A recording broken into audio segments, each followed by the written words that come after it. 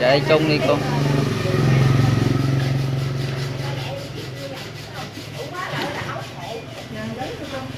Dạ. Cô bán bánh này bao nhiêu năm rồi cô? Mấy chục mươi mấy mươi năm lâu lắm. Mấy năm rồi. Được mấy năm. Đây đặc sản của mình nha các bạn.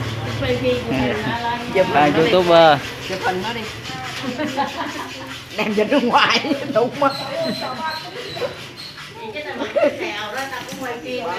Này đưa lên mạng luôn cơ. Từ lên đi cháu. Đây đặc sản của mình nha bạn. Mấy chục năm rồi đó. Bán ở đây mười mấy năm hả cô? 16, 17 năm gì lâu rồi. Bác hồi chợ ngoài mà.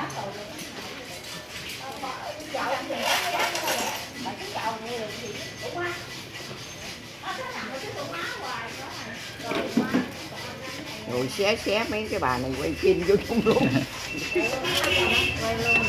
Trời ơi quay phim hai bà xé kìa. Trời ơi xé gấp giỏi coi.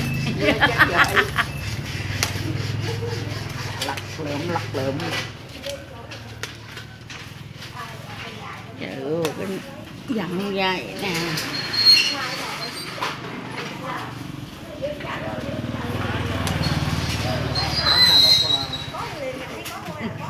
Bà nói bà dính cái này cho tôi dặn.